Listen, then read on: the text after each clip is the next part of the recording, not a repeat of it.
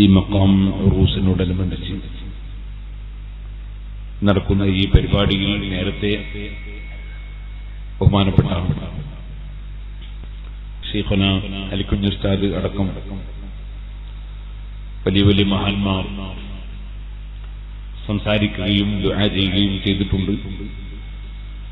ഇതുവരെയും നിങ്ങൾ നല്ല വാഗ് കേട്ടിട്ടുമുണ്ട്. എനിക്ക് കൂടുതൽ വാഗ് പറയാൻ പാടില്ല എന്നാണ് ആദ്യമായി വാഗ് പറയേണ്ടത്. അതുകൊണ്ട് ചുരുങ്ങിയ സമയം മാത്രം സംസാരിച്ച് ഞാൻ നിർത്തും.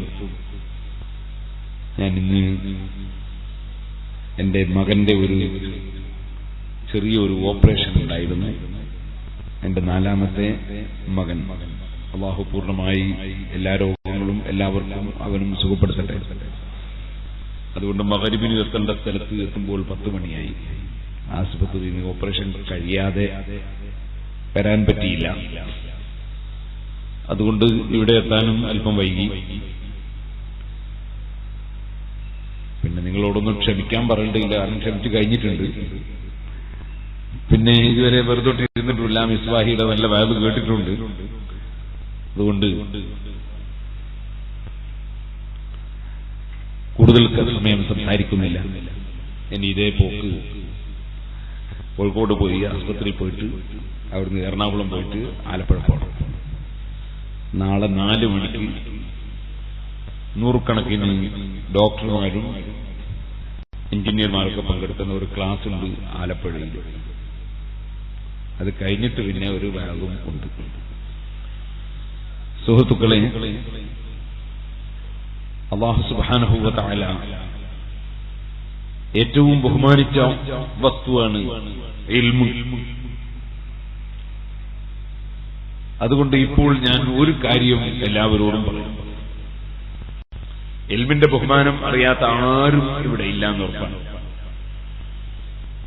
എല്ലാവർക്കും അറിയുന്ന സംഗതിയാണ്. ഏത് സാധനവും കൊടുത്താൽ കുറഞ്ഞു പോകും എന്ന് പറഞ്ഞാൽ, ഒരാൾ 1000 രൂപ എടുത്ത് ഒരു ചെരുപ്പ് വാങ്ങിക്കൊണ്ടുവരണമെന്ന് പറഞ്ഞു. അങ്ങനെ 600 രൂപയുടെ ചെരുപ്പ് വാങ്ങി. ഇനി 400 രൂപ ബാക്കിയുണ്ടാവും. ചെരുപ്പ് ഞാൻ പറയാൻ പ്രത്യേക കാരണം, ചെരുപ്പിനൊരു പ്രത്യേകത ഉണ്ട്. ഒരു ചെരുപ്പ് വാങ്ങണമെന്ന് പറഞ്ഞാൽ 2 എണ്ണം വാങ്ങാം. ഒന്ന് വലത്തെ കാലിന്, ഒന്ന് ഇടത്തെ കാലിന്. അപ്പൊ ഒരു ചെരുപ്പ് എന്ന് പറഞ്ഞാൽ 2 ചെരുപ്പാണ്. ഈ സുന്നികളും സുന്നികളല്ലാത്തവരും തമ്മിലുള്ള വ്യത്യാസം വാക്കിന്റെ അർത്ഥം മനസ്സിലാവുക എന്നുള്ളതാണ്. ഒരു ചെരുപ്പ് എന്ന് പറഞ്ഞാൽ 2 ചെരുപ്പാണെന്ന് മനസ്സിലാകുക, അവർ മനസ്സിലാകില്ല. ഇതുപോലെ ഓരോ വാക്കിന്റെയും അർത്ഥം. ഉദാഹരണത്തിന് നിങ്ങൾ നോക്കൂ, ഒരാൾ പറഞ്ഞ് ബദരീങ്ങളെ കാക്കണേ എന്ന് പറഞ്ഞു. സുന്നികൾ അതിന്റെ അർത്ഥം മനസ്സിലാക്കുക ഒരർത്ഥം, സുന്നികളല്ലാത്തവർ മനസ്സിലാക്കുക ഒരാൾ. അല്ലാഹുവെ കാക്കണേ എന്ന് പറഞ്ഞു. എന്നാൽ സുന്നികൾ അതിനെ മനസ്സിലാക്കുന്ന അർത്ഥം ഒന്നാണ്, സുന്നികളല്ലാത്തവർ മനസ്സിലാക്കുന്ന അർത്ഥം വേറെ. നിങ്ങളൊക്കെ പിന്നെ സുന്നികളല്ലാണ്ട് ഉറൂസിന് വരൂലല്ലോ. അവിടെ നിങ്ങൾക്കൊക്കെ അറിയുന്ന സംഗതി ഞാൻ പറഞ്ഞു, അറിയാത്തതുകൊണ്ട്. അല്ലാഹുവെ കാക്കണേ എന്ന് പറഞ്ഞാൽ അതിന്റെ അർത്ഥം എന്താണ്? കാവലിനെ പടച്ചു തരണേ, സൃഷ്ടിക്കുക എന്നുള്ളത് അള്ളാഹ്ക്ക് മാത്രമേ കഴിയൂ. കാവലിനെ സൃഷ്ടിച്ചു തരണേ എന്നാണ്. ബദരീങ്ങളെ കാക്കണേ എന്ന് പറഞ്ഞാലോ, അള്ളാഹു കാവൽ സൃഷ്ടിച്ചു തരാൻ നിമിത്തമായി പ്രവർത്തിക്കണേ എന്നാണ്. രണ്ടും 2 അർത്ഥമാണ്. വാചകം ഒന്നാണ്, കാക്കണേ എന്നാണ്. പക്ഷെ കാക്കൽ 2 വിധമാണ്. ഒന്ന് കാവലിനെ സൃഷ്ടിച്ചു തരൽ, മറ്റൊന്ന് കാവലിന് കാരണമായി പ്രവർത്തിക്കൽ. പോലീസുകാരെ കാക്കണേ എന്ന് പറഞ്ഞാലോ അതും അങ്ങനെ തന്നെ, കാരണമായി പ്രവർത്തിക്കും. കാവൽ അള്ളാഹ്ക്ക് മാത്രമേ തരാൻ കഴിയുള്ളൂ. കാവൽ സൃഷ്ടിക്കുക എന്നത് അള്ളാഹ്ക്ക് മാത്രമേ കഴിയൂ. ഇതുപോലെയാണ് എല്ലാ വിഷയവും. ഇപ്പൊ നമ്മൾ അള്ളാഹുവെ വെള്ളം തരണേന്ന് പറഞ്ഞു, എല്ലാ സ്ഥലത്തും വരൾച്ചയാണ്. അള്ളാഹുവെ വെള്ളം തരണേന്ന് പറഞ്ഞു, വെള്ളം സൃഷ്ടിച്ചു തരണേന്നാ. നേരെ മറിച്ച് ജലസേചന വകുപ്പിന്റെ മന്ത്രിയോട്, മന്ത്രി സാറേ വെള്ളം തരണേന്ന് പറഞ്ഞു, എന്നാ സൃഷ്ടിച്ചു തരണോന്നാ? അയാൾക്ക് സൃഷ്ടിക്കാൻ കഴിയും? അല്ലാഹു തആല വെള്ളം സൃഷ്ടിച്ചു തരാൻ ആവശ്യമായ പ്രവർത്തനം നടത്തണേന്നാ. വലിയൊരു കിണർ കുഴിച്ചു തരിക, അതിൽ പെട്ടതാ. നേരെ മറിച്ച് അള്ളാഹിന്റെ വെള്ളം തരണേ, അള്ളാഹ് കിണർ കുഴിച്ചു തരണോന്നാ? അല്ല, വെള്ളം തരണേന്ന്, വെള്ളം സൃഷ്ടിച്ചു തരണേ. ഖുർആനിൽ നിങ്ങൾ കണ്ടില്ലേ, ഇന്നക ലാ തഹ്ദീ മൻ അഹ്ബബ്ത, നബിയെ തങ്ങൾക്ക് ഹിദായത്ത് കൊടുക്കാൻ കഴിയൂല. എന്നാ അതേ ഖുർആനിൽ അല്ലാഹു പറഞ്ഞു ഇന്നക ലതഹ്ദീ, നിശ്ചയമായും തങ്ങൾ ഹിദായത്ത് കൊടുക്കും. ഒരു സ്ഥലത്തോട്ട് കൊടുക്കൂല, ആ സ്ഥലത്തോട്ട് കൊടുക്കും. എതിരൊന്നല്ലത്, രണ്ടും രണ്ടർത്ഥ. ഇന്നക ലതഹ്ദീ, ഓ നബിയെ തങ്ങൾക്ക് ഹിദായത്ത് സൃഷ്ടിച്ചു കൊടുക്കാൻ കഴിയൂല, അത് അല്ലാഹുക്ക് മാത്രമേ കഴിയൂ. അതേസമയത്ത് ഇന്നക ലതഹ്ദീ, തങ്ങൾ ഹിദായത്തിനെ ഉണ്ടാക്കി കൊടുക്കും, അഥവാ ഹിദായത്തിന് കാരണമായി പ്രവർത്തിച്ചു കൊടുക്കും, ഹിദായത്തിന് നിമിത്തമായി കൊടുക്കും. കൊടുതി രണ്ട് ജാതിയാണ്. ഒന്ന് സൃഷ്ടിച്ചു കൊടുക്കലാണ്, മറ്റൊന്ന് നിമിത്തമായി കൊടുക്കലാണ്. ഇത് രണ്ടും രണ്ട് കൊടുതിയാണ്. അൻഅമല്ലാഹു അലൈഹി, അല്ലാഹ് അനുഗ്രഹിച്ചു എന്നൊരു സ്ഥലത്ത്, അതുപോലെ അള്ളാഹുവിന്റെ റസൂൽ അനുഗ്രഹിച്ചു. രണ്ടും രണ്ടർത്ഥമാണ്. അങ്ങനെ എല്ലാം അങ്ങനെ തന്നെയാണ്. അർത്ഥം മറ്റൊന്നാണ്. നിങ്ങൾ നോക്കൂ, യാ അയ്യുഹല്ലദീന ആമനൂ സല്ലൂ, മുഅ്മിനീങ്ങളെ സലാത്ത് നിർവഹിക്കണേ. അള്ളാഹിനോട് പറഞ്ഞു അല്ലാഹുമ്മ സല്ലി, പടച്ചവനെ നീ സലാത്ത് നിർവഹിക്കണേ. മുഅ്മിനീങ്ങളോട് സല്ലൂ എന്ന് പറഞ്ഞാൽ, സല്ലി എന്ന് പറഞ്ഞാൽ അതിനർത്ഥം നിങ്ങൾ സലാത്ത് നിർവഹിക്കണം എന്ന് പറഞ്ഞാൽ അനുഗ്രഹം നിർവഹിക്കാൻ വേണ്ടി പറയണം എന്നാണ്. അനുഗ്രഹം നിർവഹിക്കാൻ പറയണമെന്നാണ്. അള്ളാഹിനോട് സല്ലി എന്ന് പറഞ്ഞാൽ പറയണമെന്നല്ല, ചെയ്തു കൊടുക്കണമെന്നാണ്, സൃഷ്ടിച്ചു കൊടുക്കണമെന്നാണ്. അനുഗ്രഹം സൃഷ്ടിച്ചു കൊടുക്കണമെന്നാണ്. രണ്ടും ഒരേ വാചകമാണ്. അതേ സല്ലി അലാ മുഹമ്മദ് എന്ന് അള്ളാഹിനോട് പറയുന്ന അർത്ഥമല്ല, മനുഷ്യന്മാരോട് പറഞ്ഞാൽ അർത്ഥം സല്ലി അലാ മുഹമ്മദ്, മുഹമ്മദ് നബിയുടെ മേലുള്ള സലാത്ത് പറയണമെന്നാണ്. അതായത് അള്ളാഹ് അനുഗ്രഹം ചെയ്യാൻ വേണ്ടി പറയണമെന്നാണ്. ജനങ്ങളോട് സല്ലി എന്ന് പറഞ്ഞാൽ അർത്ഥം, അതേ സമയത്ത് അള്ളാഹിനോട് സല്ലി എന്ന് പറഞ്ഞാൽ അർത്ഥം പറയണമെന്നല്ല, മറിച്ച് സലാത്ത് പടച്ചു കൊടുക്കണമെന്നാണ്, അനുഗ്രഹം സൃഷ്ടിച്ചു കൊടുക്കണമെന്നാണ്. ഒരേ വാചകത്തിന് ഓരോ സ്ഥലത്ത് ഓരോ അർത്ഥം, ഓരോരുത്തരോട് പറഞ്ഞാൽ ഓരോ അർത്ഥം. ഇനി ഇത് മനസ്സിലാക്കണം. ഞാൻ ഇടയ്ക്ക് ഓർമ്മ വന്നുകൊണ്ട് പറഞ്ഞതാ, ഓർമ്മ വന്നുകൊണ്ട് പറഞ്ഞതാ. ഒരു ദിവസം ഞാനും വേറൊരാളും കൂടി ഇങ്ങനെ പോവാ, നമ്മളെ ബി എസ് ഉസ്താദ് കൂടി, ഉദാഹരണം ബി എസ് ഉസ്താദ് ഞാനും കൂടി ഇങ്ങനെ പോവാൻ. അപ്പൊ കാസർഗോഡ് കൂടി പോകും. ഞാൻ പറഞ്ഞു ചായ വേണോ? അപ്പൊ ബി എസ് ഉസ്താദ് എന്ന് പറഞ്ഞു, ഡ്രൈവറോട് പറഞ്ഞ് ചായ വേണോ? ആ ഡ്രൈവർ ഹോട്ടലിന്റെ അടുത്ത് നിർത്തി. ഹോട്ടലിന്റെ അടുത്ത് ഡ്രൈവർ നിർത്തി. കാരണം ചായ വേണോന്ന് പറഞ്ഞാൽ ഡ്രൈവറോട് പറഞ്ഞ അർത്ഥം ഹോട്ടലിന്റെ അടുത്ത് വണ്ടി നിർത്തണം. ബി എസ് ഉസ്താദിനോട് ചായ വേണോ തന്നാലോ പൈസകൾ കൊടുക്കണോന്നാ. ഹോട്ടലിൽ കയറിയിട്ട് കാഷ്യറോട് പറഞ്ഞ് ചായ വേണോ, അതിന്റെ അർത്ഥം ഞങ്ങൾക്ക് സൗകര്യമുള്ള സ്ഥലം കാണിച്ചു തരണമെന്നാണ്. അങ്ങനെ അയാൾ കൂട്ടിക്കൊണ്ടിട്ട് സ്ഥലത്തെത്തി. സപ്ലയർ വന്ന പറഞ്ഞ് ചായ വേണോ, അതിന്റെ അർത്ഥം അവിടെ അടുക്കളയിൽ പോയിട്ട് ചായ വേണോന്ന് പറയണോന്നാ. അയാൾ അവിടെ പോയിട്ടുണ്ടെങ്കിൽ 2 ചായ വേണോ. അയാള് അടുക്കളയിലുള്ള ആളോട് പറഞ്ഞ് ചായ വേണോന്ന്, അതിന്റെ അർത്ഥം ചായ ഉണ്ടാക്കണോന്നാ. ചായപ്പൊടിയും പഞ്ചസാരയും ഒക്കെ എടുത്ത് നിങ്ങൾ നോക്ക്. ഡ്രൈവറോട് പറഞ്ഞാൽ ചായ വേണോന്ന് തന്നെ അർത്ഥം ഹോട്ടലിലെടുത്ത് നിർത്തണോ. ബി എസ് ഉസ്താദിനോട് പറഞ്ഞ അർത്ഥം പൈസ കൊടുക്കണോ. അതേസമയത്ത് കാഷ്യറോട് പറഞ്ഞ അർത്ഥം ഇരിക്കേണ്ട സ്ഥലം കാണിച്ചു തരണോ. സപ്ലയറോട് പറഞ്ഞ അർത്ഥം അവിടെ പോയി പറയണോ. അയാൾ പോയിട്ട് മറ്റേ പറഞ്ഞാൽ അർത്ഥം, അയാളെടുത്ത അർത്ഥം ചായപ്പൊടിയും പഞ്ചസാരയും തിളക്കുന്ന വെള്ളവും പാലും കെട്ടിട്ടുണ്ടാക്കണോ അല്ലേ.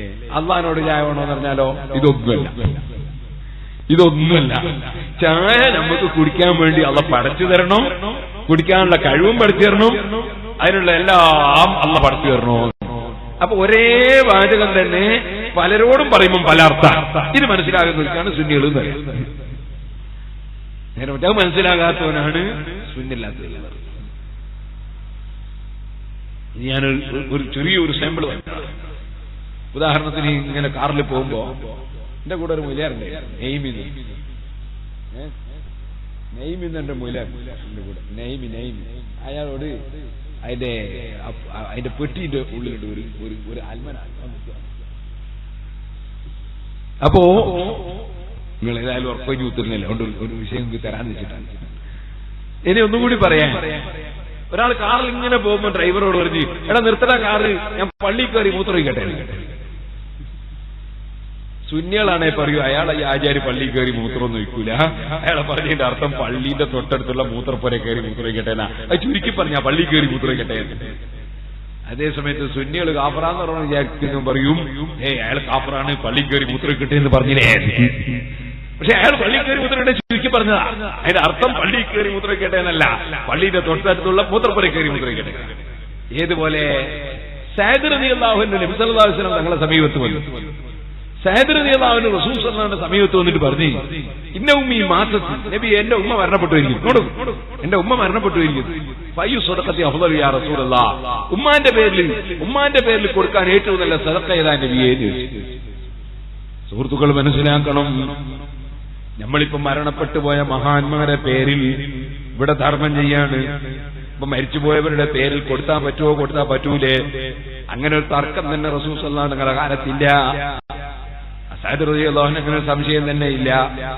ഒരാളൊരു സംശയം ചോദിച്ചിരുന്നു, ഇന്നവും ഈ തിലത്ത് നഫ്സുഹാ യാ റസൂലുള്ളാഹ്, യാ റസൂലുള്ളാഹ് വഇന്നീ ലഅظنها ഇൻ തകല്ലമത തസദ്ദഖത് ഫഹൽ ലഹാ അജ്റുൻ ഇൻ തസദ്ദഖതു അൻഹാ യാ റസൂലുള്ളാഹ്. എന്റെ ഉമ്മ പെട്ടെന്ന് മരിച്ചു പോയതാണ്, ഉമ്മാക്ക് എന്തെങ്കിലും സദഖ വസിയത്ത് ചെയ്യാൻ സമയം കിട്ടിയെങ്കിൽ ഉമ്മ അത് പറയുമായിരുന്നു എന്ന് ഞാൻ മനസ്സിലാക്കുന്നത്. ഉമ്മാന്റെ പേരിൽ ഞാൻ കൊടുത്താൽ ഉമ്മാക്ക് പ്രതിഫലം കിട്ടുമോ നബിയേ? കാലന നബി തങ്ങൾ പറഞ്ഞു, അതേ കിട്ടും. അത് ബുഖാരിയിലെ ഹദീസാണ്. അതുകൊണ്ട് സഹാബത്തിന് സംശയമില്ല, മരിച്ചവരുടെ പേര് കൊടുത്താൽ കിട്ടുമെന്നുള്ളതിന് സംശയമില്ല. സഅദ് റളിയല്ലാഹു അൻഹു ചോദിക്കാണ്, അയ്യോ സദഖത്തി അഫ്ളലു യാ റസൂലല്ലാഹ്, എന്റെ ഉമ്മ മരണപ്പെട്ടു പോയി, ഉമ്മാന്റെ പേരിൽ കൊടുക്കാൻ പറ്റുന്ന ഏറ്റവും നല്ല സദഖ ഏതാണ് നബിയേ? നബി ഞങ്ങൾ പറയുന്നു, ഖാല അൽമാ, വെള്ളമാണ്, വെള്ളമാണ്. വെള്ളം വളരെ അമൂല്യമാണ്, വെള്ളം നശിപ്പിക്കാൻ പാടില്ല, വെള്ളം വളരെ ബഹുമാനമുള്ളതാണ്. ഞാൻ ഇപ്പോൾ പോയ സ്ഥലത്ത് 1 മണിക്കൂറിലധികം വെള്ളത്തെ കുറിച്ച് അത് പറഞ്ഞിട്ടുണ്ട്. ഇപ്പോൾ ഇവിടെ ഞാനത് പറയുന്നില്ല, സമയമില്ല. സുഹൃത്തുക്കളെ, വെള്ളം വളരെ അമൂല്യമാണ്. നബി തങ്ങൾ പറഞ്ഞു, ഖാല അൽമാ, ഏറ്റവും നല്ല സദഖ ചെയ്യാൻ പറ്റുന്ന സാധനം വെള്ളമാണ്. ഫഹഫറ ബിറൻ, സഅദ് റളിയല്ലാഹു അൻഹു ഒരു കിണർ ഒഴിച്ചു. എന്നിട്ട് പറഞ്ഞു, ഹാദാലി ഉമ്മി സഅദ്, ഇത് സഅദിന്റെ ഉമ്മാക്കാണ്. മരിച്ചുപോയ ഉമ്മാക്ക് എന്തിനാ കിണർ? മരിച്ചുപോയ ഉമ്മാക്ക് എന്തിനാ കിണർ? ഇത് സഅദിന്റെ ഉമ്മാക്കാണ് എന്നാ പറഞ്ഞു. അതിന്റെ അർത്ഥം എന്താ? ഉമ്മാന്റെ പേരിൽ സദഖയാണ് എന്നാ. ഉമ്മാന്റെ പേരിൽ മറ്റുള്ള ജനങ്ങൾക്കൊക്കെ കുടിക്കാൻ സദഖയാണ് എന്നാ. അതിന് വളരെ ചുരുക്കി പറഞ്ഞാണ് ഇത് ഉമ്മാക്കാണ്. നമ്മൾ ചിലപ്പോൾ ഈ കോഴി ബദിരീങ്ങൾക്കാണ്, ബദിരീങ്ങളുടെ കോഴി ഇറച്ചി തിന്ന്. അപ്പൊ അതിന്റെ അർത്ഥം എന്താ? ബദിരീങ്ങളുടെ പേരിൽ സദഖയാണ്. അതിന്റെ സഅദ് റളിയല്ലാഹു അൻഹു പറഞ്ഞത്. സഅദ് റളിയല്ലാഹു അൻഹു സഹാബത്ത് മുഴുവൻ സുന്നികളാണ്. അതാലി ഉമ്മി സഅദ്, സഅദിന്റെ ഉമ്മാക്കാണ്. അത് ഹദീസിന്റെ കിതാബിൽ കാണാം. അത് സാധാരണയാണ്, അത് വിശദീകരിച്ച് പറയേണ്ട ആവശ്യമില്ല. അപ്പൊ ഇരിക്കട്ടെ, ഒരു ചെരുപ്പ് കൊണ്ടുവരണമെന്നപ്പോ 2 ചെരുപ്പാ കൊണ്ടുവന്നത്. ഒരു ചെരുപ്പ് കൊണ്ടുവരണമെന്നപ്പോ 2 ചെരുപ്പാ കൊണ്ടുവന്നു. ഓ സുഹൃത്തുക്കളെ, അപ്പൊ 1000 ഉറുപ്പികയിൽ നിന്ന് 600 ഉറുപ്പിക കൊടുത്തിട്ട് ഒരു ചെരുപ്പ് വാങ്ങിയപ്പോ ഉറുപ്പിക 400 പോയി. എന്തേ നിങ്ങളൊക്കെ അങ്ങോട്ട് തിരിഞ്ഞോട്ട്, എല്ലാവരും ഇങ്ങോട്ട് തിരിഞ്ഞോട്ട്. സുബ്ഹാനല്ലാഹ്, ഞാനിപ്പോ അടുത്ത് ജിദ്ദയിലൊരു അങ്ങായി എന്നിട്ട് ചോദ്യം ചോദിക്കാൻ ഒരു പുത്തനാശയക്കാരന്, ഇടവണ്ണ മുജാഹിദിന്റെ സ്ഥാപനത്തിന്റെ നേരെ മുന്നിൽ താമസിക്കുന്നതിനോ ബാപ്പയും ഉമ്മയും കുടുംബം തീർത്തും മുജാഹിദ്. സംശയം ചോദിക്കാനായിട്ട് പറഞ്ഞതാ. ഞാൻ ചോദിച്ചു, മോനെ സംശയം ചോദിക്കാവട്ടെ, ഞാനൊരു കാര്യം പറയട്ടെ, നീ പാത്രം തുറന്നിട്ടോ പിടിച്ചേ കമീറ്റിട്ടോ പിടിച്ചത്? പാത്രം ഞങ്ങളാണ്ട് പഴയ ബാച്ച് കുമ്പിടിച്ച് പിടിക്കാറ്, ഇവിടെ പറയുന്നത് കമീറ്റി പിടിക്കാൻ. അതെ, അപ്പൊ പാത്രം കമീറ്റി പിടിച്ചതോ അല്ല തുറന്നു പിടിച്ചതോ? അപ്പൊ ഇവ പറഞ്ഞു, എന്താ ഞാൻ കമീറ്റി പിടിച്ചോ പാത്രത്തിൽ വെള്ളം ഒഴിച്ചു കൊടുക്കാനാവൂല, പാത്രം തുറന്നു പിടിച്ചാലേ വെള്ളം ഒഴിച്ചു കൊടുക്കാൻ പറ്റുള്ളൂ. വെറുതെ എന്റെ നേരം പോക്കണ്ടാലോ, തുറന്നു പിടിക്കുവോ പറഞ്ഞതിന്റെ അർത്ഥം മനസ്സിലായി. പറയുന്നത് മനസ്സിലാക്കാൻ വേണ്ടി ചോദിക്കാണോ എന്നാ ചോദിച്ചോന്നാ, അല്ലെ വെറുതെ നമ്മളെ നേരം പോകാൻ സംശയം ചോദിച്ചു. 10 മണി മുതൽക്ക് രാത്രി 2 വരെ ചോദിച്ചു. രാത്രി എല്ലാം പറഞ്ഞു. പിറ്റേന്ന് രാവിലെ വിളിച്ചിട്ട് എന്നോട് പറഞ്ഞു, ഉസ്താദ് എല്ലാം പൊരുത്തപ്പെടണം, ഞാൻ സുന്നിയായിരിക്കുന്നു. അൽഹംദുലില്ലാഹ്, ഇപ്പൊ എന്റെ CD പ്രചരിപ്പിക്കുകയാണ്. അപ്പൊ മനസ്സ് തുറന്നു വെക്കണം.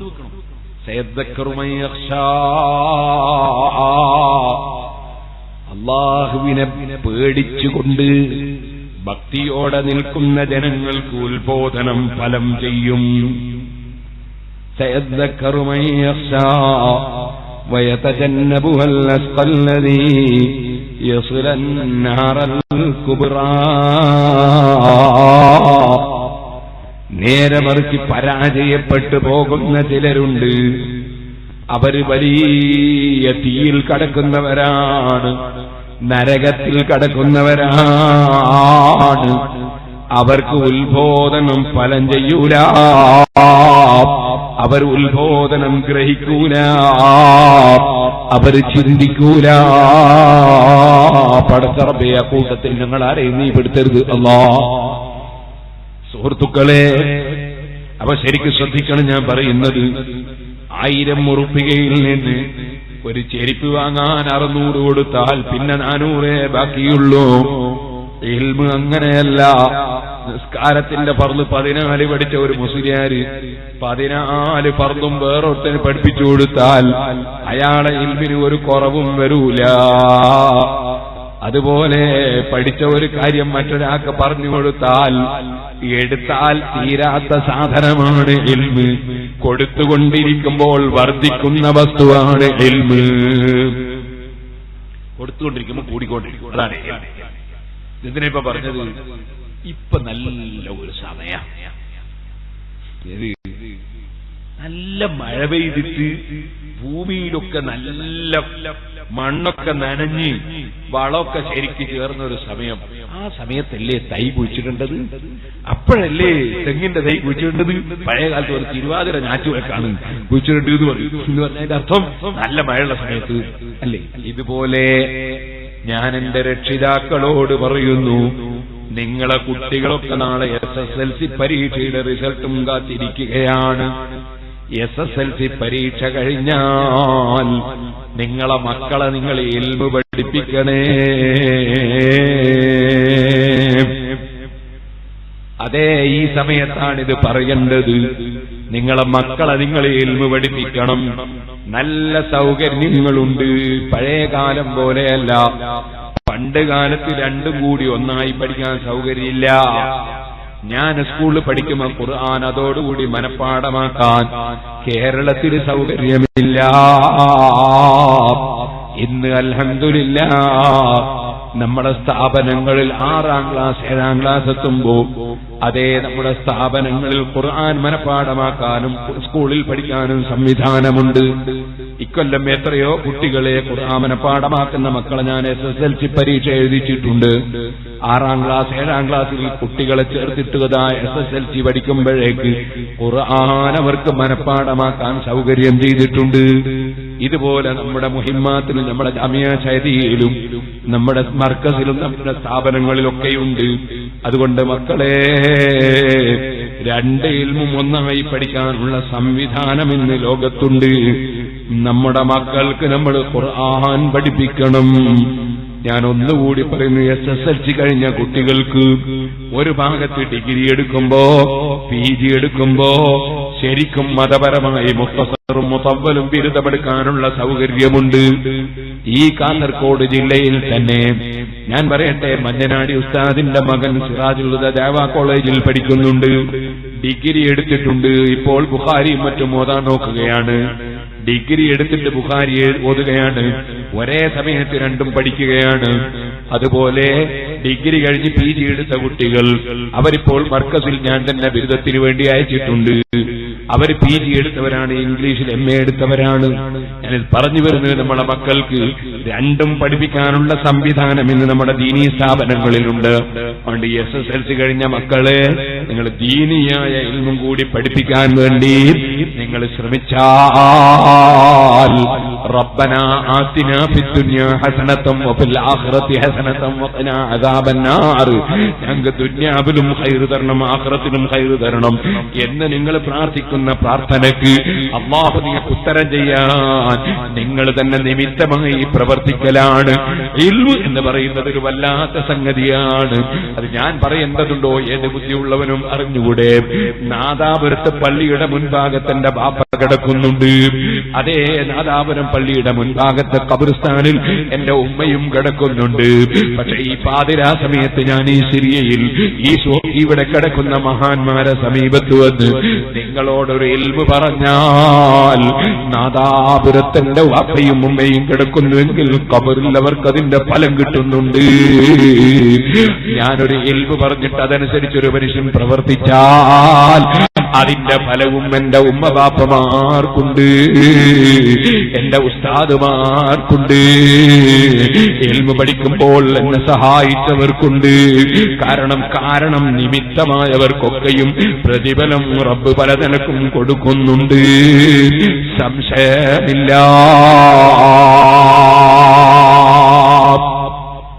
നിങ്ങളെ മക്കളെ നിങ്ങൾ ആലിമീങ്ങളാക്കൂ. മുഅ്മിനീങ്ങളെ, ഞാനൊരു ആലിമല്ല, ഞാനൊരു മുതഅല്ലിമാണ്. നിങ്ങളുടെ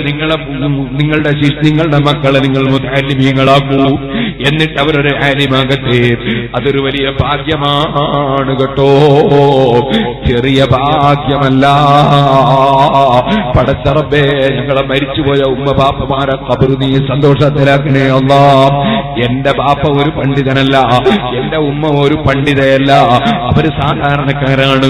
എന്റെ ഉമ്മ എന്റെ ബാപ്പ ബിസിനസ്സുകാരനാണ്. എന്റെ ഉമ്മ വലിയ പറമ്പിൽ കൃഷി ചെയ്തിട്ടുള്ള ആളാണ്. അതേ ഉമ്മാക്ക് പേരെഴുതാൻ തന്നെ കൃഷിയെന്നോ സ്വസ്ഥമെന്നോ ആണ് സാധാരണ ജോലി എഴുതാറുള്ളത്. ഉമ്മ താമസിച്ച ഉമ്മാന്റെ സ്വന്തം പറമ്പ് തന്നെ 2 ഏക്കർ സ്ഥലമുണ്ടായിരുന്നു. എന്റെ ബാപ്പയും കൃഷിയും കച്ചവടവും ചെയ്ത ആളാണ്. എന്റെ കുടുംബമൊക്കെയും അങ്ങനെ തന്നെയാണ്. എന്റെ അമ്മോശൻ ഇന്നും ചായപ്പൊടി കച്ചവടമാണ്. എന്റെ ജ്യേഷ്ഠൻ ഇന്നും കാഫ്റ്റീരിയ കച്ചവടക്കാരനാണ്. അനുജൻ ഇപ്പോഴും കൂൾബാറിലെ കച്ചവടമാണ്. പക്ഷേ എന്റെ ബാപ്പയ്ക്ക് എന്നെ ദർസിൽ പറഞ്ഞേക്കണമെന്ന് തോന്നി. അത് അല്ലാഹു എനിക്ക് ചെയ്തൊരു നിയമത്താണ്. അതിന്റെ പേരിൽ ബാപ്പ എന്നെ ദർസിൽ പറഞ്ഞേച്ച് ദർസിൽ പോയതിനാൽ പണ്ഡിതന്മാരെ കൂടെ ഇരിക്കാൻ എനിക്ക് അവസരം തന്നു, സയ്യിദന്മാരെ കൂടെ ഇരിക്കാൻ എനിക്ക് അവസരം തന്നു. ഈ പാതിരാ സമയത്ത് ഈ മഹാന്മാരെ ഹദറത്തിൽ നിന്ന് ഖബറിൽ കിടക്കുന്ന എന്റെ ബാപ്പയുടെയും ഉമ്മയുടെയും ഖബർ നീ സന്തോഷത്തിലാക്കി കൊടുക്കണേ എന്ന് ഞാൻ പ്രാർത്ഥിക്കുമ്പോ എന്റെ സദസ്സിലുള്ള എത്രയോ മുതഅല്ലിമീങ്ങളും മുഅല്ലിമീങ്ങളും മുഅ്മിനീങ്ങളും മുഅ്മിനാത്തുകളും ആമീൻ പറഞ്ഞു. ഇതെന്റെ ബാപ്പ എന്നെ ദർസിലയച്ചതിന്റെ പേരിലല്ലേ. നിങ്ങൾ സമ്പാദിക്കൂ മുതഅല്ലിമീങ്ങളെ, നിങ്ങൾ സമ്പാദിക്കൂ മക്കളെ അലിമീങ്ങളാക്കി, നിങ്ങൾ സമ്പാദിക്കൂ കാരണവന്മാരെ. നാളെ SSLCയുടെ റിസൾട്ട് വന്നാൽ നിങ്ങളെ മക്കളെ നിങ്ങളെ ഇൽമു പഠിക്കാനയക്കൂ. ഇൽമില്ലെങ്കിൽ പിഴച്ചു പോകും. ഇൽമു ഉണ്ടായാലും കിബറുണ്ടായാൽ പിഴച്ചു പോകും. കിബറുണ്ടായാലും ഇബ്ലീസിന് ഇൽമുണ്ടായിരുന്നു, പക്ഷേ കിബർ കൂടി ഉണ്ടായി. അപ്പൊ ഇബ്ലീസ് പിഴച്ചു. അസൂയ ഉണ്ടായാലും പിഴച്ചു. അസൂയ ഉണ്ടായാൽ പിഴച്ചു, കിബറുണ്ടായാൽ പിഴച്ചു. ലോകത്താദ്യമായി ഉണ്ടായ കൊല അസൂയയാണ്. ഹാബീലിനെ കൊന്നു. ഖുർആൻ എടുത്തു പറഞ്ഞു. എന്തിനു കൊന്നു? ഒരേ ബാപ്പന്റെ മക്കൾ. പക്ഷേ ആ ബാപ്പന്റെ മക്കൾ പരസ്പരം സ്നേഹിക്കുന്നതിന് പകരം ഹാബീൽ അസൂയ വെച്ചു. ഹാബീലിനോട് ബന്നിലാഖിനൊക്കെ നിന്നെ കൊന്നുകളയുമെടാ. ഖുർആനാ. ഹാബീൽ എന്ത് തെറ്റ് ചെയ്തു? ഒരു തെറ്റ് ചെയ്തില്ല. ഹാബീലിന്റെ ഭാര്യക്ക് കൂടുതൽ ഭംഗി, അത് മറ്റേക്ക് പിടിക്കുന്നില്ല. അതാ പ്രശ്നം. അത് മറ്റേക്ക് പിടിക്കില്ല, അതാ പ്രശ്നം. ഇപ്പോഴും ഇല്ലേ നല്ല മുണ്ടുകുപ്പായിരുന്നവരുടെ ദേഷ്യം പിടിക്കുന്നവര്, സുബ്ഹാനല്ലാഹ്, നല്ല പുര ഉണ്ടാക്കുന്നതിന് വീർപ്പിടിക്കുന്നവര്, നല്ല വണ്ടി പോകുമ്പോൾ ദേഷ്യം പിടിക്കുന്നവര്. അതെ, അതൊക്കെ ഇതാ വിഷയം. ഹാബീലിന്റെ ഭാര്യയുടെ ഭംഗി, അതിന് ഖാബീലിന് ദേഷ്യം പിടിച്ചു.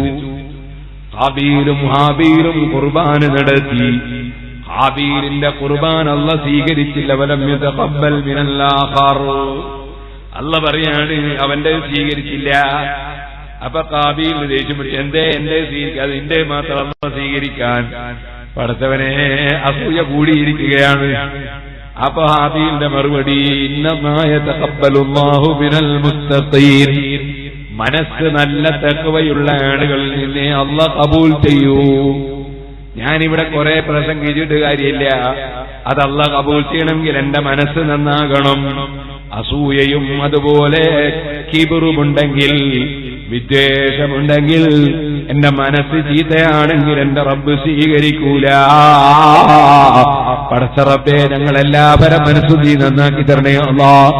ഇന്നമായ തഖബ്ബലുല്ലാഹു മിനൽ മുത്തഖീൻ.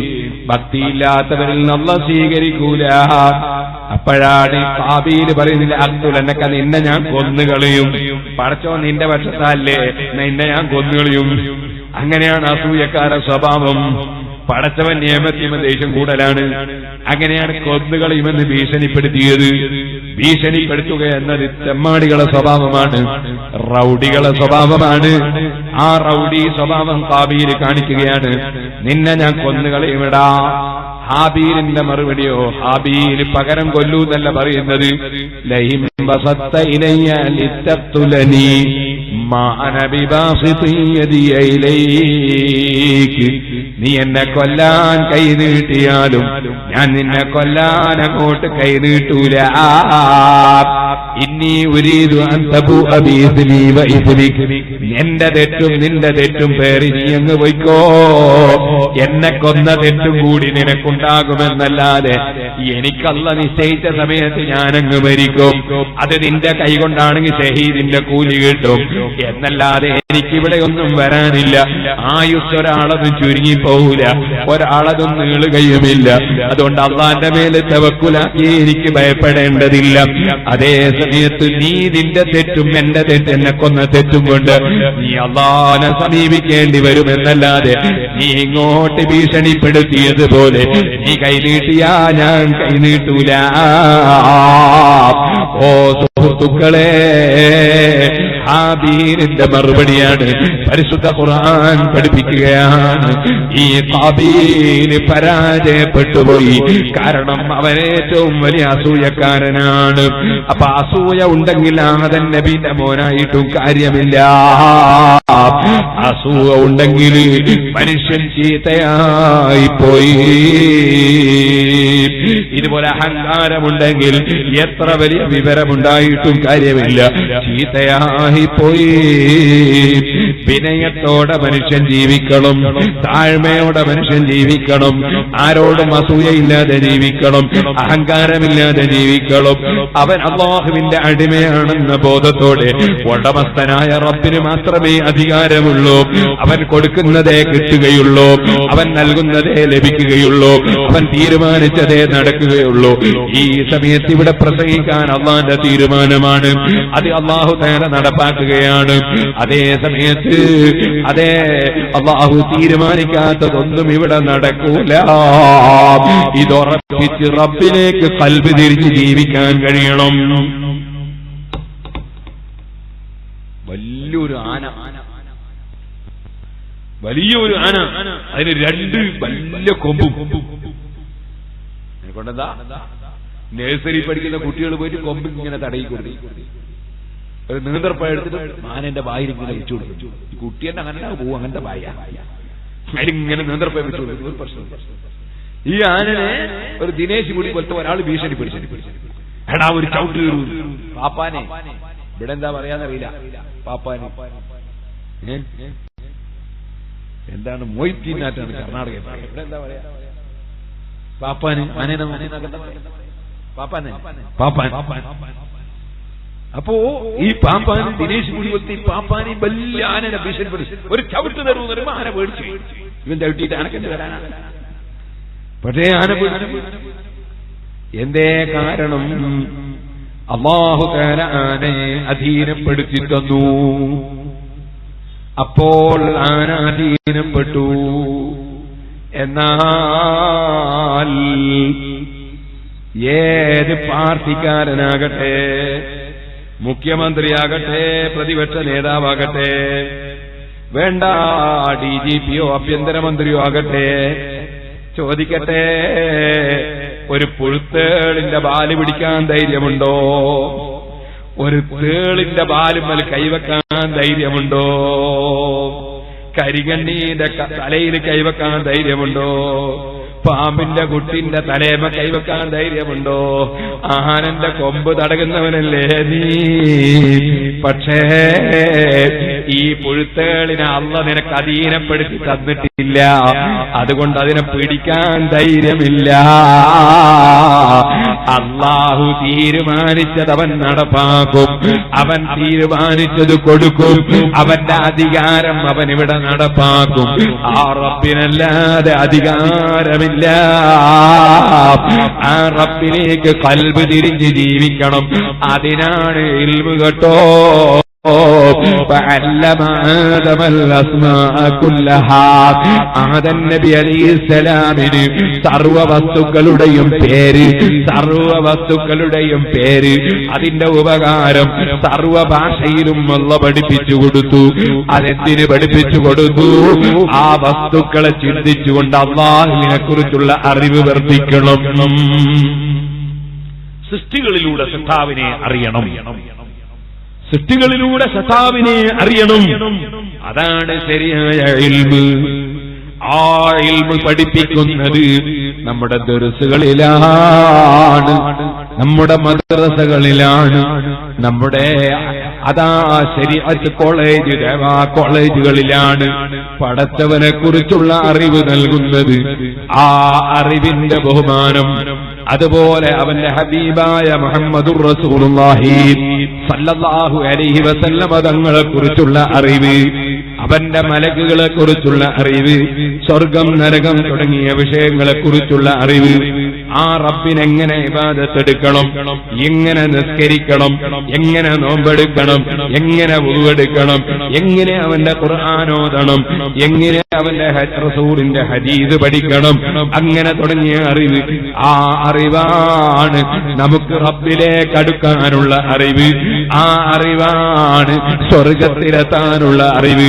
ആ അറിവാണ് ഖബറിലും മഹ്ശറിലും രക്ഷപ്പെടാനുള്ള അറിവ്. ആ അറിവ് വർദ്ധിപ്പിക്കാൻ നമ്മളെ മക്കളെ ഇൽമു പഠിക്കാൻ പറഞ്ഞേക്കണേ മുഅ്മിനീങ്ങളെ.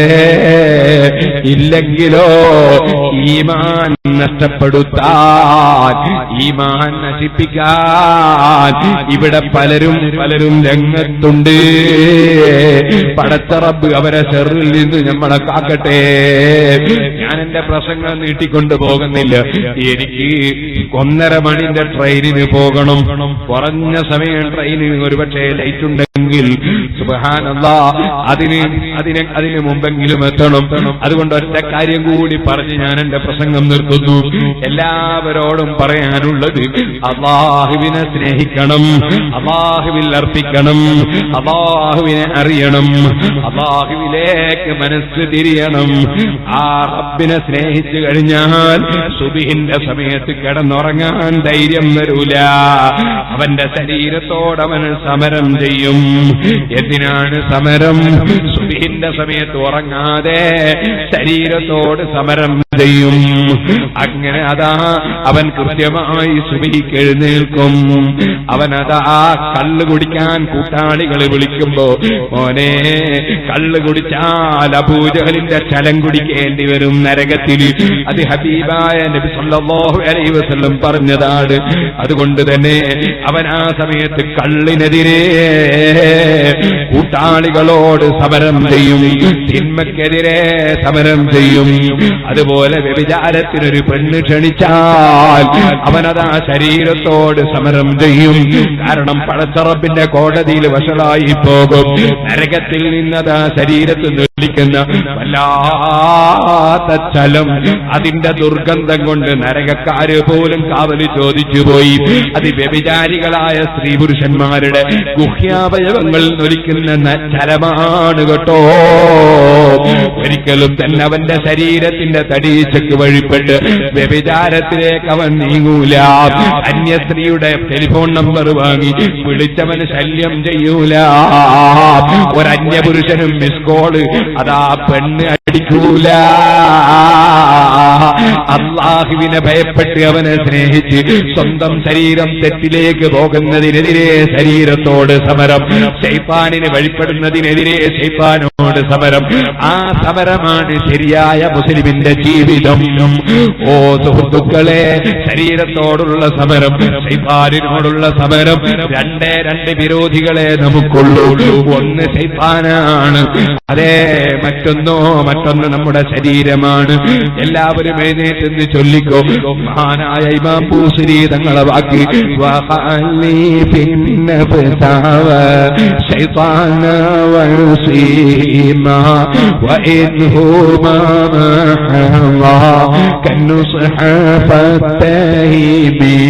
മൗലായ സ്വല്ലി വസല്ലിം ദായിമൻ അബദാ അലാ ഹബീബിക ഖൈറുൽ ഖൽഖി കുല്ലിഹിം.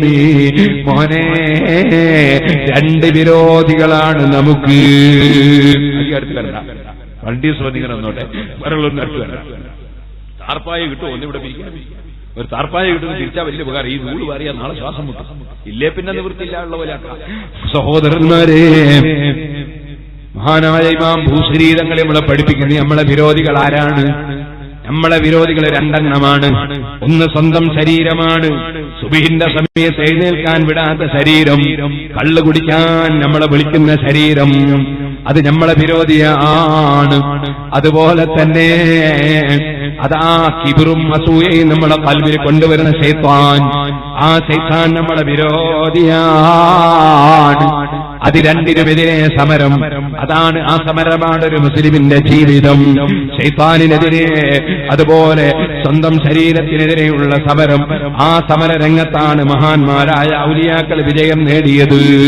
അവരങ്ങനെയാണ് വലിയ സ്ഥാനത്തെത്തിയത്. സുഹൃത്തുക്കളെ, ഇപ്പോൾ ഞാൻ അതിലേക്ക് കടന്ന് സംസാരിക്കുന്നില്ല. ബഹുമാനപ്പെട്ട ആരിഫീങ്ങൾ, ഔലിയാക്കൾ, സാലിഹീങ്ങൾ അവരവരുടെ ജീവിതം ഇസ്ലാമിന്റെ പ്രചരണത്തിനു വേണ്ടി ഉപയോഗിച്ചു. ഹബീബായ നബി സല്ലല്ലാഹു അലൈഹി വസല്ലമ തങ്ങളെ സംബന്ധിച്ച് ചോദിച്ചു. അബൂ മുസ്ലിമുൽ ഖൗലാനി റളിയല്ലാഹു അൻഹുവിനോട് ചോദിക്കുന്നത് കൊട്ടാരത്തിൽ വെച്ചാണ്. ആരാ കൊട്ടാരം? ഞാനാണ് നബി എന്ന് പറയുന്ന ഒരു കള്ള നബിയുടെ കൊട്ടാരമാണ്. അസ്വദുൽ അൻസി എന്ന വ്യാജനാണ്. വ്യാജ തരീഖത്തുകാരുള്ളതുപോലെ വ്യാജ നബിമാരുണ്ടായിരുന്നു. അങ്ങനത്തെ ഒരു വ്യാജ നബി, ആ വ്യാജ നബിയാണ് സുഹൃത്തുക്കളെ അസ്വദുൽ അൻസി. അവന്റെ കൊട്ടാരത്തുനിന്ന് ചോദിക്കുകയാണ് അബൂ മുസ്ലിമുൽ ഖൗലാനിയോട്, അതേ അത്അശ്ഹദു അന്ന മുഹമ്മദൻ റസൂലുള്ളാഹ്, മുഹമ്മദ് അല്ലാഹുവിന്റെ റസൂലാണെന്ന് നിങ്ങൾ ഉറക്കെ പറയുമോ? അതേ, ഞാനത് ഉറക്കെ പറയും. അശ്ഹദു അന്ന മുഹമ്മദൻ റസൂലുള്ളാഹ്. രണ്ടാമത് ചോദിച്ചു, ഞാനും അല്ലാഹുവിന്റെ റസൂലാണെന്ന് നിങ്ങളൊന്ന് ഉറക്കെ പറയുമോ? എനിക്കത് കേൾക്കാൻ പറ്റില്ല. നീ റസൂലാണെന്ന് ഞാൻ അംഗീകരിക്കുക, എനിക്കത് കേൾക്കാൻ പറ്റില്ല. ആശയം വിട്ടുള്ളൊരു കളിയില്ല. ഓ, അബൂ മുസ്ലിമുൽ ഖൗലാനിയെ തീയിലിടാനാ ഓർഡർ. തീക്കുണ്ടാരം വന്നുപോയി, തീക്കുണ്ടാരം ആളിക്കത്തിപ്പോയി. അബൂ മുസ്ലിമുൽ ഖൗലാനിയെ പിടിച്ചുപോയി, തീക്കുണ്ടാരത്തിലേക്ക് വലിച്ചെറിയാറാണ്. അബൂ മുസ്ലിമുൽ ഖൗലാനി റളിയല്ലാഹു അൻഹു പുഞ്ചിരിക്കുകയാണ്. എവിടേക്കായെന്നറിയുന്ന തീയിലേക്കോ? തീക്കിവിടെ കഴിവുണ്ടോ? അള്ളാഹ്ക്കല്ലേ കഴിവുള്ളൂ. എന്നെ പൊള്ളിക്കാൻ അള്ളാഹ്ക്കല്ലാതെ തീക്ക് കഴിയുമോ? തീ വെറും നിമിത്തം മാത്രമല്ലേ, എന്തിന് ഞാൻ ഭയപ്പെടണം? മഹാനായ അബൂ മുസ്ലിം ഖൗലാനി പുഞ്ചിരിക്കുന്നു. തീയിൽ പോയി വീഴുന്നു, ഒരു രോമം കത്തിയില്ല. അതേ, ഉടുത്ത തുണിയുടെ ഒരു ചെറിയ നൂല് കത്തിയില്ല. ആ തീയിന്റെ ഉള്ളിൽ നിന്ന് 2 റക്അത്ത് നിസ്കരിക്കുന്നു. ഇങ്ങനെ ഒരു ചാൻസ് പിന്നെ കിട്ടൂല. എന്റെ യജമാനായ റബ്ബിന് ശുക്രിന് 2 റക്അത്ത് നിസ്കരിക്കാൻ ഇനിയൊരു സമയം ഇതുപോലെ കിട്ടൂല. തീയിന്റെ ഉള്ളിൽ നിന്ന് 2 റക്അത്ത് നിസ്കരിച്ച് ആരോഗ്യത്തോടെ ഇറങ്ങി വരുന്നു. മഹാനായ ഉമർ ഇബ്നുൽ ഖത്താബ് റളിയല്ലാഹു അൻഹു കൂട്ടിക്കൊണ്ടുപോയി ഒരു സ്വീകരണം കൊടുക്കുന്നു. സിദ്ദീഖ് റളിയല്ലാഹു അൻഹു സ്വീകരണ യോഗത്തിൽ പങ്കെടുക്കുന്നു. ഉമർ ഇബ്നുൽ ഖത്താബ് തങ്ങൾ സ്വീകരണ യോഗത്തിൽ പ്രസംഗിക്കുന്നു. അൽഹംദുലില്ലാഹില്ലദീ ലം യുബ്തിനി ഹത്താ അറാ മൻ ഫഅല ബിഹി കമാ ഫഅല ബിൽ ഖലീൽ ഇബ്രാഹിം. ഇബ്രാഹിം നബി അലൈഹിസ്സലാമിന് സംഭവിച്ചതുപോലെ സംഭവിച്ച ഈ മഹാന് കാണാൻ ദീർഘായുസ് എന്ന പടച്ചവന് ഞാൻ സ്തുതി പറയുന്നു. അൽഹംദുലില്ലാഹ്. ഉമർ ഇബ്നുൽ ഖത്താബ് റളിയല്ലാഹു അൻഹു സ്വീകരണ യോഗത്തിൽ പ്രസംഗിക്കുന്നു. കൊടുക്കുന്ന രാജാവൊന്നേ ഉള്ളൂ, തടയുന്ന രാജാവൊന്നേ ഉള്ളൂ. ആ രാജാവിനെ സ്നേഹിക്കാൻ വരൂ, ആ രാജാവിനെ വഴിപ്പെടാൻ വരൂ, ആ രാജാവിനെ അംഗീകരിക്കാൻ വരൂ, ആ രാജാവിന് വേണ്ടി ശൈത്താനിനോട് സമരം ചെയ്യാൻ വരൂ, ആ രാജാവിന് വേണ്ടി സ്വന്തം ശരീരത്തോട് സമരം ചെയ്യാൻ വരൂ. അല്ലാഹ് അവനിലേക്ക് മനസ്സ് തിരിയണം. അതിനാണ് വഅദ്. വമൻ അഹ്സനു ഖൗലൻ മിമ്മൻ ദഅ ഇലല്ലാഹ്. അല്ലാഹുവിലേക്ക് ക്ഷണിക്കുന്നവരെക്കാൾ നല്ല വാക്ക് പറയുന്നവനാരാ? അല്ലാഹു ജല്ല ജലാലുഹു നമ്മുടെ നാവിൽ അല്ലാഹു പൊരുത്തപ്പെടുന്നത് മാത്രം വിട്ടുതരുമാറാകട്ടെ. നമ്മുടെ ഖൽബിൽ അല്ലാഹു പൊരുത്തപ്പെടുന്നത് മാത്രം റബ്ബേ നീ ഇട്ടുതരണേ അല്ലാഹ്. ഇവിടെയൊക്കെ സുന്നികൾ മാത്രമാണ്. ഞാൻ ഒരുപാട് ചെറുപ്പക്കാർ അല്ലാഹു എല്ലാവർക്കും ബർക്കത്ത് ചെയ്യട്ടെ. നല്ല സന്തോഷം. യുവാക്കൾ സുന്നത്ത് ജമാഅത്തിന്റെ സജീവ പ്രവർത്തകരായ ഉറൂസിന് വേണ്ടി കിടക്കുന്ന മഹാന്മാരെ ബഹുമാനിച്ച് അണിനിരന്ന യുവാക്കൾ അല്ലാഹു എല്ലാവർക്കും ഖൈറായ ജീവിതം കൊടുക്കണേ അല്ലാഹ്. ഞാൻ എന്റെ ചെറുപ്പക്കാരോട് പറയട്ടെ, നിങ്ങൾ സുന്നത്ത് ജമാഅത്തിൽ ഉറച്ചു നിൽക്കണം, ഔലിയാക്കളെ സ്നേഹിക്കണം, ഉറൂസുകളും നേർച്ചകളും പള്ളികളും മദ്രസകളും ഒക്കെ നിലനിർത്തണം. നിങ്ങൾ അതിന്റെ വക്താക്കളായി പ്രവർത്തിക്കണം. കാരണവന്മാരവർക്ക് ഉപദേശങ്ങളും നിർദ്ദേശങ്ങളും നൽകണം, ആലിമീങ്ങൾ അവർക്ക് നിർദ്ദേശങ്ങളും ഉപദേശങ്ങളും നൽകണം. ഒരിക്കലും ഗീബത്ത് പറയുന്ന കൂട്ടത്തിലോ ഫസാദ് പറയുന്ന കൂട്ടത്തിലോ ഔലിയാക്കളെ നിന്ദിക്കുന്നവരെ കൂട്ടത്തിലോ ആലിമീങ്ങളെ ഗ്രൂപ്പ് തിരിച്ച് കുറ്റം പറയുന്ന കൂട്ടത്തിലോ സയ്യിദന്മാരെ നിന്ദിക്കുന്ന കൂട്ടത്തിലോ നമ്മൾ പെട്ടി നമ്മൾ ആഖിറം നഷ്ടപ്പെടുത്തരുത്. സുന്നത്തിയുമായിട്ട് വിട്ടാ പിന്നെ ലക്കുല്ലകാൻ. ഒരൊറ്റ ഉദാഹരണം കാണിക്കാനാണ് ഞാനിത് കാർന്നെടുപ്പിച്ചത്. ഇതെന്താ സാധനോ? മുജാഹിദിന്റെ മുഖപത്രമായ അൽമനാർ. എപ്പോഴത്? 2010 ജൂലൈ. ഇതിലെന്താ പറയുന്നത്? ഇതിൽ പറഞ്ഞ് മൂസാ നബി കുറ്റം ചെയ്തു, ആദം നബി കുറ്റം ചെയ്തു. ഇങ്ങനെ കേട്ടൊക്കെയാ തോന്നി മൗലവിമാര് മാത്രം മാസൂമിങ്ങൾ, അമ്പിയാക്കളൊക്കെ കുറ്റം ചെയ്തു എന്ന് പറഞ്ഞിട്ട് അവസാനം ഹബീബായ മുഹമ്മദുർ റസൂലുള്ളാഹി സല്ലല്ലാഹു അലൈഹി വസല്ലമ തങ്ങളെ കുറിച്ച് എഴുതിയൊരു വാക്ക്, എന്റെ മുസ്ലിമീങ്ങളെ, നിങ്ങൾ മുജാഹിദിലോ ജമാഅത്ത് ഇസ്ലാമിയിലോ തബ്ലീഗ് ജമാഅത്തിലോ അങ്ങനത്തെ ഏതെങ്കിലും പാർട്ടിയിൽപ്പെട്ട് നിങ്ങളെ ഈമാൻ പോകാതിരിക്കാൻ വേണ്ടി ഞാൻ ചൂണ്ടിക്കാണിക്കുന്നു. സുബ്ഹാനല്ലാഹ്, നമ്മളെ മുൻഗാമികളൊക്കെ സുന്നത്ത് ജമാഅത്താണ്, തബ്ലീഗ് ജമാഅത്തല്ല. ഒരു 100 കൊല്ലം മുമ്പ് കാസർഗോഡ് ജില്ലയിൽ തബ്ലീഗ് ജമാഅത്തുണ്ടോ?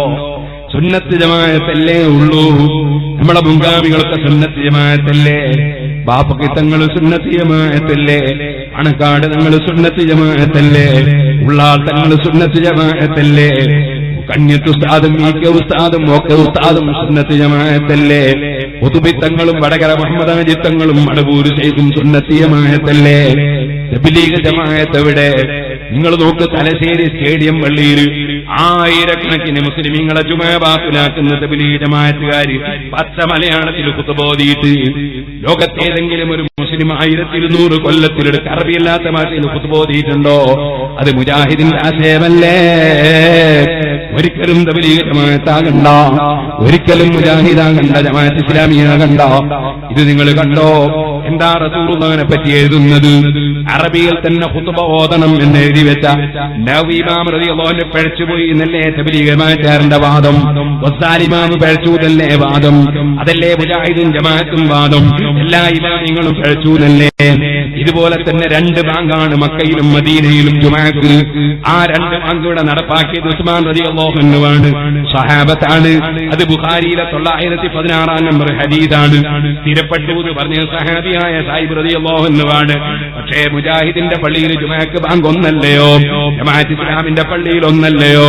ചോദിക്കട്ടെ, സഹാബത്ത് പഴച്ചൂതല്ലേ ഇവരെ വാദം? എന്നാൽ അവിടുന്ന് പോയിട്ട് ഇപ്പോഴത്തെ വാദം എന്താണെന്നറിയോ? ഇപ്പോഴത്തെ വാദം നബിതങ്ങൾ പിഴച്ചൂന്നാണ്, റസൂലുള്ള പിഴച്ചൂന്നാണ്.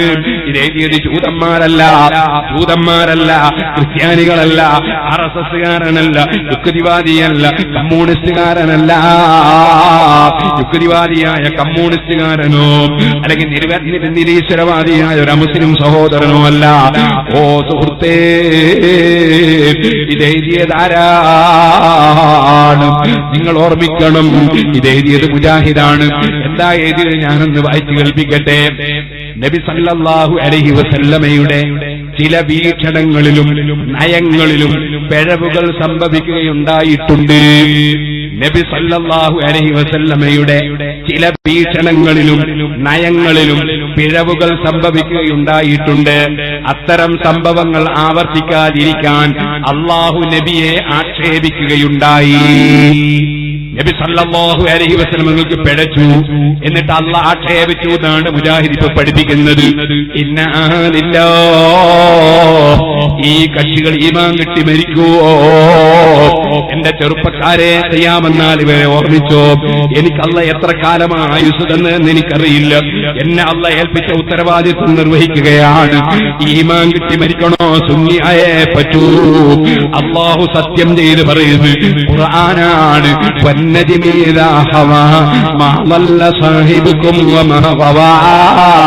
നജ്മിനെ തന്നെയാണ് സത്യം.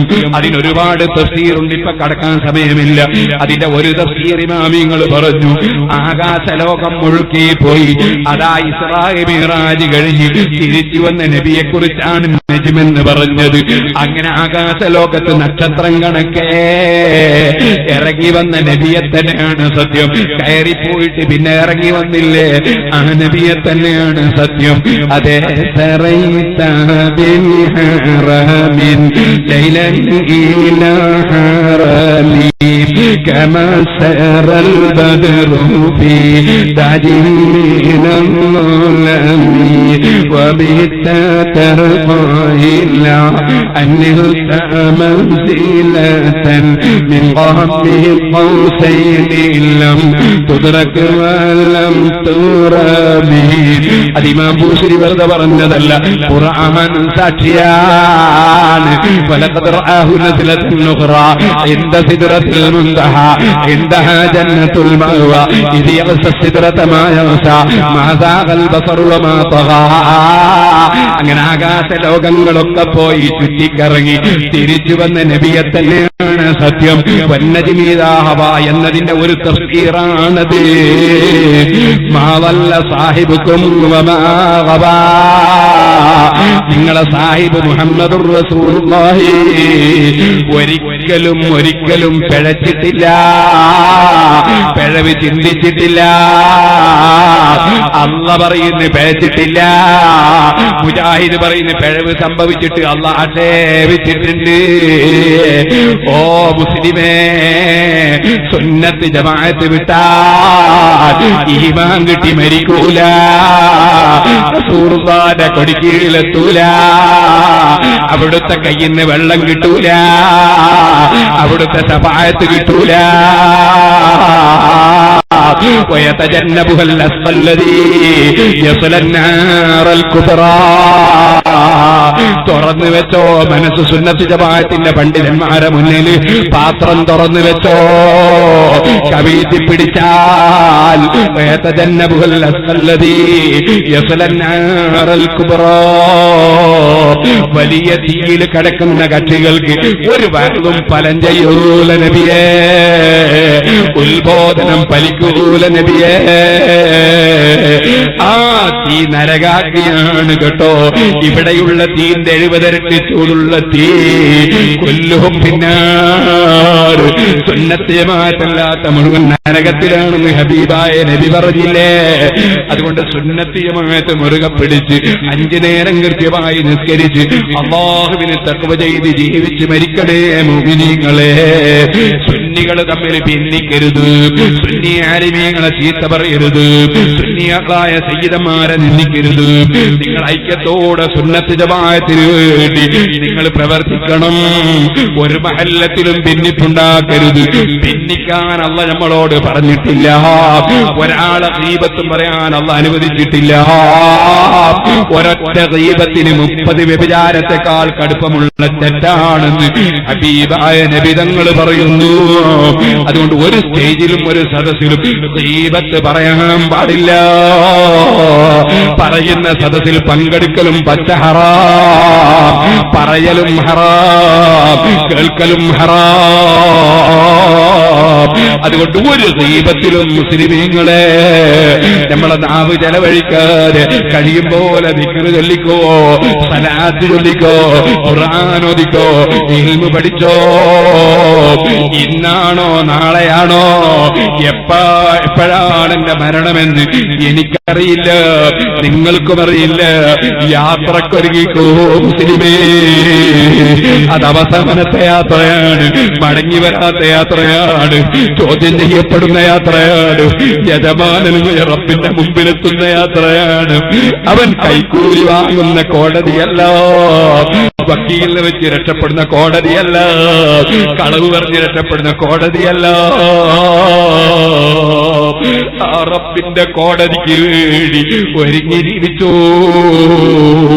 പടച്ച റബ്ബേ, അടിയങ്ങളായ ഞങ്ങളുടെ ജീവിതത്തിൽ എന്ത് തെറ്റുകുറ്റങ്ങൾ വന്നു മാപ്പാക്കണേ റഹ്മാനേ. ഞങ്ങളെ നരകത്തിലിട്ടേക്കരുത് റഹ്മാനേ, ഞങ്ങളെ നീ കശക്കരുത് റഹ്മാനേ. ഞങ്ങളുടെ വ്യക്തി ജീവിതത്തിൽ വല്ല തെറ്റും സംഭവിച്ചെങ്കിൽ നീ മാപ്പാക്കണേ റഹ്മാനേ. നിന്റെ ദീനിന്റെ കാര്യം പറയുമ്പോ ഹക്കാണെന്ന് ബോധ്യപ്പെട്ടതേ ഇന്ന് വരെ പറഞ്ഞിട്ടുള്ളൂ, തെറ്റാണെന്ന് ബോധ്യപ്പെട്ടതേ വിമർശിച്ചിട്ടുള്ളൂ.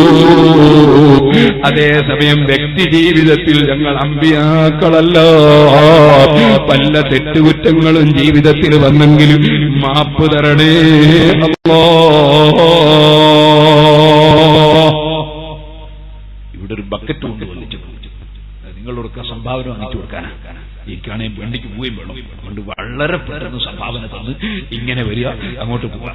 ഇങ്ങനെ ഇങ്ങോട്ടാ വേണ്ടി അങ്ങനെ ആയിക്കോട്ടെ, അങ്ങനെ ആയിക്കോട്ടെ, അങ്ങനെ ആയിക്കോട്ടെ.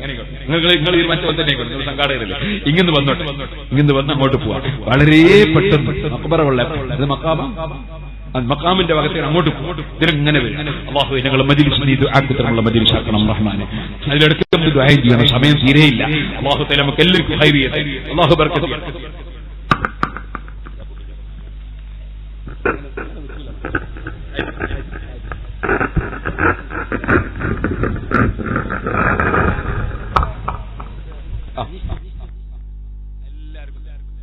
ലീസ്റ്റ് വായിച്ചാലും വായിച്ചില്ലെങ്കിലും അള്ളാഹ്ക്ക് അറിയാണ്ടായി പോകില്ല. ലീസ്റ്റ് പിന്നെ വായിക്കുക, കാരണം സമയമില്ലല്ലോ. എല്ലാവർക്കും വേണ്ടി ദ്വാരക്കാം. അല്ലാഹു തആല നമ്മളെ മജ്ലിസ് ദുആക്കുള്ള മജ്ലിസ് ആക്കട്ടെ. അല്ലാഹുവേ ഞങ്ങൾ എല്ലാ പ്രവർത്തനങ്ങളും നീ സ്വീകരിക്കണം റഹ്മാനെ.